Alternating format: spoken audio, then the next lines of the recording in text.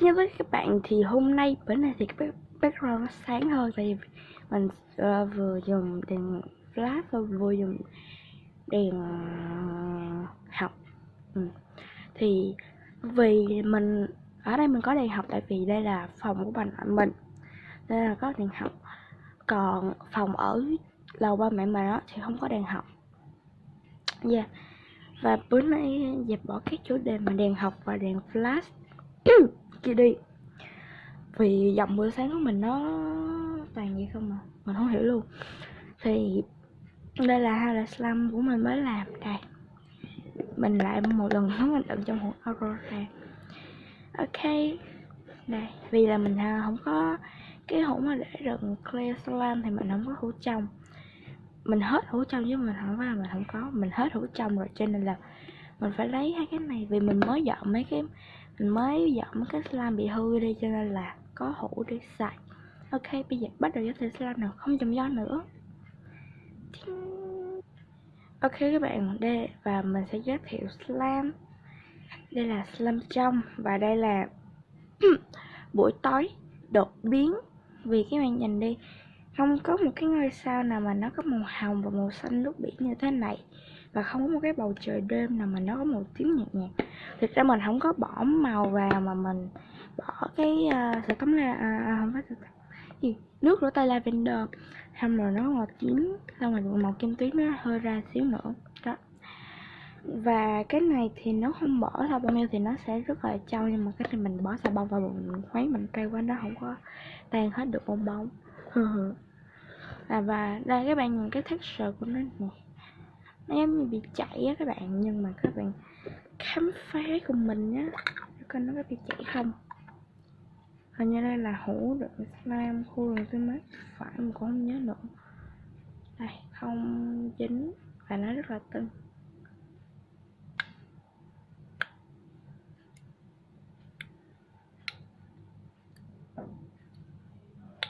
Đó, khá là clicky.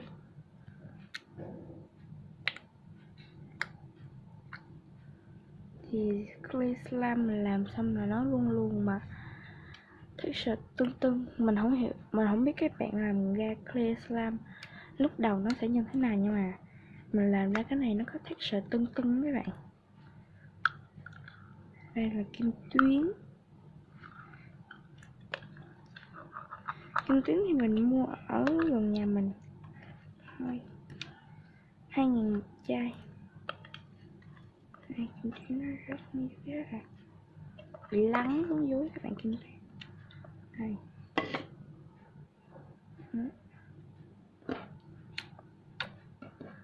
Dạ, sorry các bạn, nó hơi méo đây.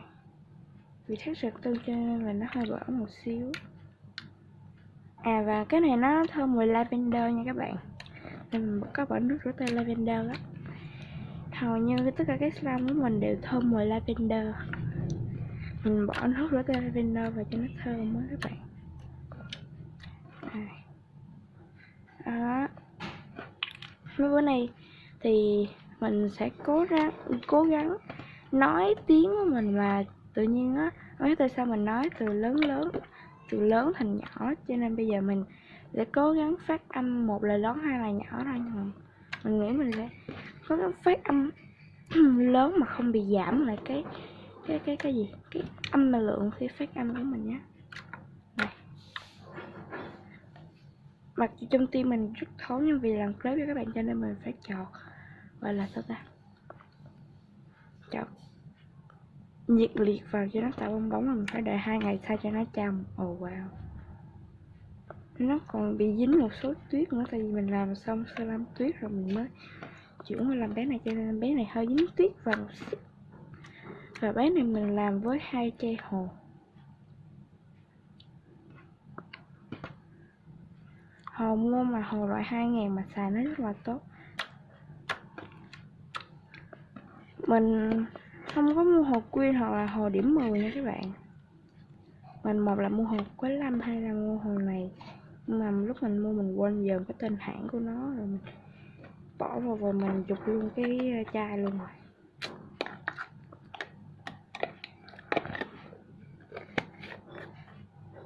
Hột xí nha thì mình không thích nó luôn.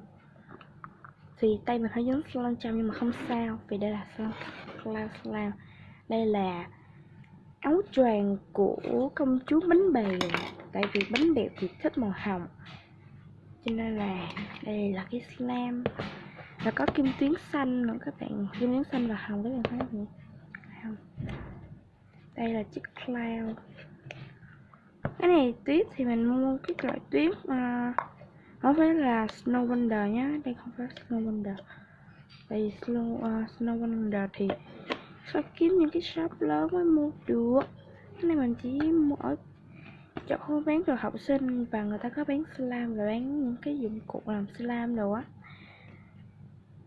cho nên là mình mua cloud là loại cloud thường đó các bạn. Đây nó chọt luôn á. Nếu mà mua loại cloud thường mà nó không phải là loại tuyết xanh nha các bạn. Tuyết xanh thì nó sẽ phá slime. Đây là tuyết Trung Quốc, đúng rồi. Các bạn đừng có lo là tuyết Trung Quốc độc nhé, vì những cái shop kia là cũng bán tuyết Trung Quốc luôn, không có sao cả.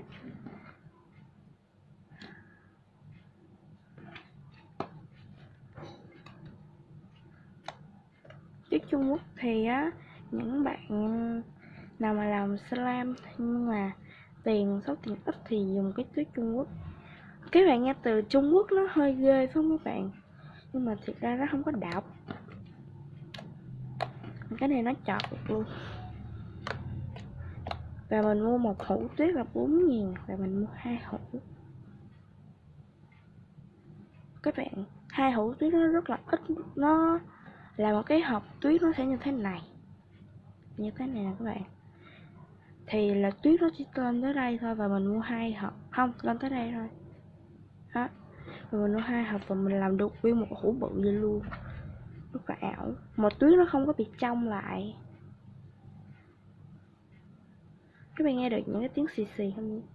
Để mình đưa sát nhất có thể cho các bạn nghe.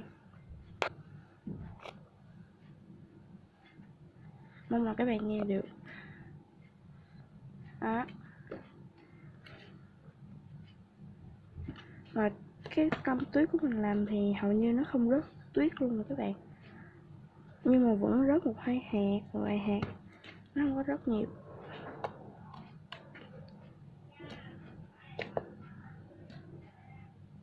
Lúc đầu mình không biết mình làm cái slime để bỏ vô tuyết, nó rất là cứng, cho nên là lúc mà trộn tuyết mình phải bỏ thêm nước vào. Tại mình nghĩ là cái tuyết đó thì sẽ phá slime, nhưng mà không, nó không phá slime.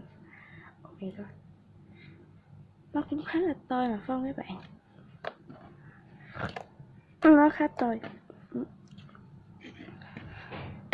Slime này thì mình không thích hợp cho mình lắm.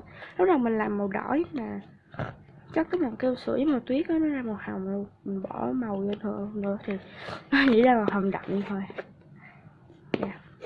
Tại vì mình là một đứa con gái như con trai, nên là ok. Và đó là clip giới thiệu 2 hũ slime. 2 hũ slime của mình mới làm nhé.